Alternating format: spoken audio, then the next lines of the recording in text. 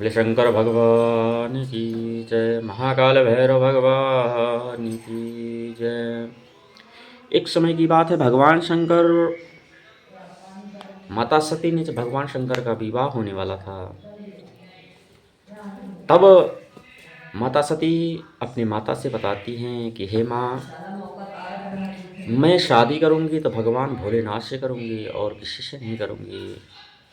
माँ उनको मना करने के बावजूद माता सती नहीं मानती। अब इधर माता सती का विवाह होने के लिए डेट रखा गया। भगवान शंकर कैलाशपति पर रहने वाले भूतों के राजा, गले पे सर्पों का धारण करने वाले, जटाजूट पर चंद्रमा शोभित करने वाले भगवान भोलेनाथ, जिस दिन बारात थी उस दिन सभी देवी देवता को निमंत्रण दिया गया। सभी देवी देवता आए। अब इधर भगवान गणपति महाराज के मूस की सवारी, कार्तिकेय जी का मयूर की सवारी, सभी देवी देवता आकर के विराजमान हुए। यमराज भी आए। यमराज का भैंसे की सवारी, सभी को देखे कि सभी की सवारी गोर मटोर सुंदर है। अब यमराज अपने भैंसे को नहलाने लगे, रगड़ रगड़ के नहलाने लगे, लेकिन भैंसा काला का काला ही रहता है। भगवान इंद्र कहते हैं कि यमराज, तुम चाहे जितने इनको साफ कर लो, ये काला का काला ही रहेगा। सभी लोग तैयार होकर के बारात के लिए निकल जाते हैं, लेकिन यहाँ महादेव को तैयार करने वाला कोई नहीं बचा।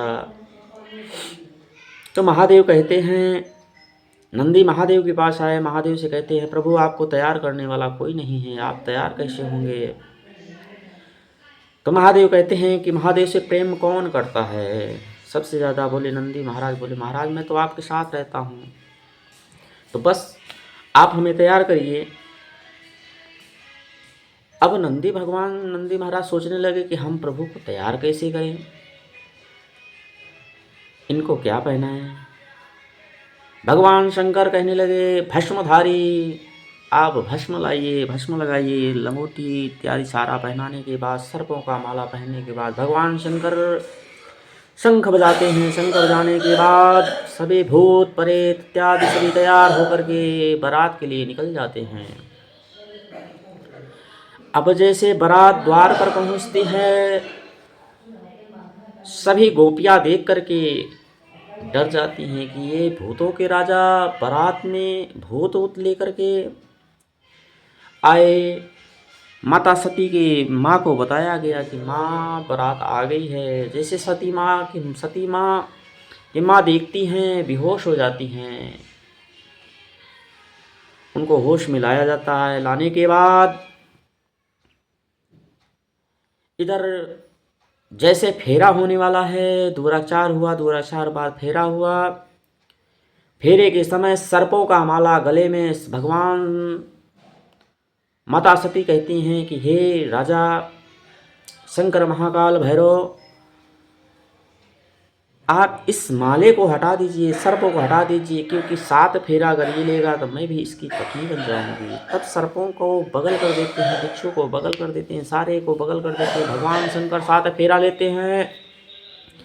लेने के बाद जैसे कैलाशपति पर पहुंचते हैं, देखते हैं माँ जैसे वहाँ पहुंचती है, सभी नंदीगढ़ जितने भूत प्रेत हैं भांग पी पी करके लौट रहे हैं। माँ सती पहुंचती हैं, देखती हैं वहाँ बैठने का भी कोई जगह नहीं है।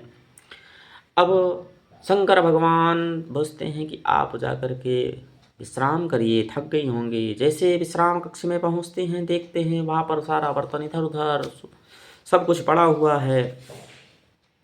सभी नंदीगढ़ के जितने भगवान शंकर के गढ़ थे, बोले माँ भूख लगी है। बोले भोजन अभी नहीं मिलेगा जब तक शंकर भगवान का भोग नहीं लगेगा, पहले यहाँ सफाई करो। जैसे सफाई करते हैं, सफाई करने के बाद भगवान शंकर का भोग लगाते हैं। भोग लगाने के बाद जैसे घंटी बजाते हैं, उधर से राक्षसों का प्रहार होता है। जैसे घंटे सुनते हैं, घंटे सुनने के बाद उन भस्म हो जाते हैं। तभी से माँ सती का दूसरा नाम चंद्र घंटा पड़ा हुआ है, क्योंकि घंटी के ध्वनि से बजाने से राक्षसों का विनाश हुआ, इसीलिए माँ का नाम चंद्रघंटा पड़ा है। अब इधर माँ कहने लगी शंकर भगवान से कि विश्राम करने के लिए कोई जगह नहीं है, आप एक सुंदर महल बनवाइए। तब भगवान अपने कुबेर देव से निवेदन करते हैं। कुबेर देव से कहते हैं कि आप एक स्वर्ण का महल बनवाइए। स्वर्ण का, तो उसी का नाम लंका रखा गया। अब माता रहने लगी वहाँ पर। जब माता वहाँ रहने लगी तब भगवान शंकर का तपस्या करके रावण छल से लंका को मांग लेता है। भगवान शंकर ने लंका को दे दिया। अब इधर भगवान शंकर हर समय अपने इष्ट देव में बिजी रहते। भगवान शंकर के इष्ट देव भगवान श्री राम हैं और राम जी के इष्ट देव भगवान श्री शंकर हैं। क्योंकि भगवान श्री राम जब सीता माँ को हेरने गए थे तब रामेश्वरम में भगवान शंकर का प्रतिमा बना करके, बालू की प्रतिमा बना करके वहाँ पर राम जी शंकर जी का पूजन किए थे। तभी से वहाँ का नाम रामेश्वरम पड़ा। और इधर शंकर भगवान कैलाश पर्वत पर बैठ करके श्री राम जी का भजन करते थे, राम जी का स्मरण करते थे। कहते हैं रामाय राम भद्राय रामचंद्राय वेशमे रघुनाथाय नाथाय सीताय पतये नमः। श्री रघुनंदन वंदन करते हुए भगवान शंकर इधर जब रामेश्वरम में पूजा करते थे भगवान शंकर जी का, राम जी, तब कहते हैं कर्पूरे गौरम करुणावतारम संसार सारम भुजगेन्द्रहारम सदा वसंतम हृदयारविंदे भवां भवानी सहितं नमामि। भवम भवानी सहितम नमामि। भगवान राम जी ने भगवान शंकर का पूजन किया, वंदन किया, स्मरण किया। भगवान शंकर से निवेदित लिए कि प्रभु आप इस कार्य को पूर्ण करवाएं। अब राम जी पार होते हैं, सेतु बंधन बनता है। नल और नील को भगवान ब्रह्मा ने आशीर्वाद दिया था, तुम किसी पत्थर को फेंक दोगे वो तैरने लगेगा। राम जी ने नल और नील को आदेश दिया कि जाओ तुम पुल का निर्माण करो। हनुमान जी सारे सेना को पत्थर लाने के लिए आदेश दिए। पत्थर लाने के बाद हनुमान जी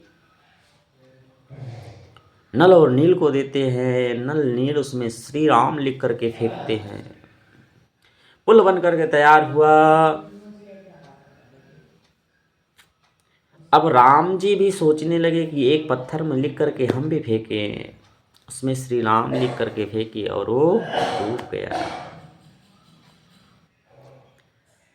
तब राम जी हनुमान जी से पूछते हैं कि श्री राम लिख करके मैंने फेंका, वो पत्थर डूब गया, और नल नील फेंक रहे हैं तो पत्थर उतरा रहा है, डूबा नहीं। तब हनुमान जी कहते हैं कि हे प्रभु, जिसके नाम में इतना गुण है, जिसके नाम में इतनी शक्ति है, उसका नाम लेकर के फेंकने से कार्य सिद्ध हो जाता है। और नल और नील को भगवान ब्रह्मा ने आशीर्वाद दिया था, जाओ तुम जिस पत्थर को फेंकोगे वो पत्थर डूबेगा नहीं। बोले शंकर भगवान की जय, महाकाल भैरव भगवान की जय।